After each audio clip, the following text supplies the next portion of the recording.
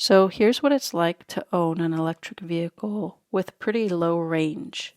My Ford eTransit van is estimated to have a range of about 120 miles, but mine currently is calculated to about 150 miles.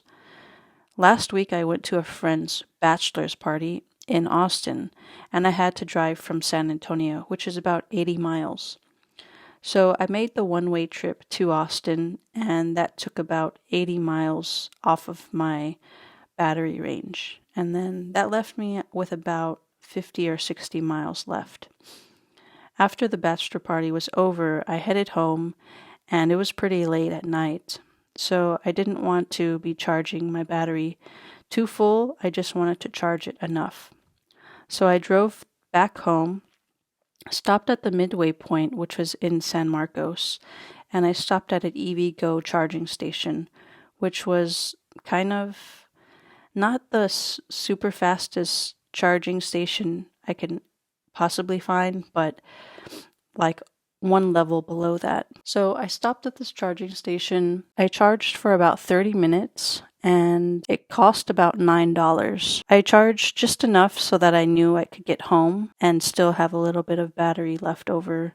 So when I got there at the charging station, I had maybe 20% of my battery left, and in 30 minutes it charged up to 45%. And then by the time I actually drove home, I was back down to 19% battery charge. And when I get home, I usually just use the 120 volt charger that came with the car.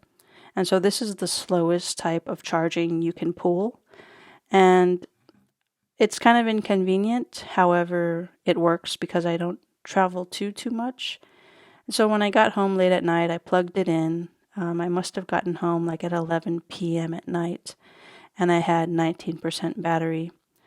When I woke up the next day after about 10 hours of charging, it was back up to about maybe 40% of a battery charge left. So the 120 volt charging is very, very slow. It could be inconvenient if you're trying to drive a lot. There are ways to install a faster charger at your home, but I don't have this yet. Overall, it's inconvenient, but not too bad because there are a good amount of charging stations everywhere. Although in Texas, it's a bit sparse in some areas that are pretty rural and hard to get to. But that's the challenge overall with having an electric vehicle.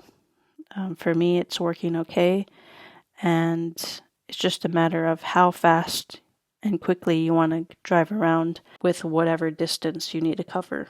Hope this is helpful, and stay tuned for more videos of traveling.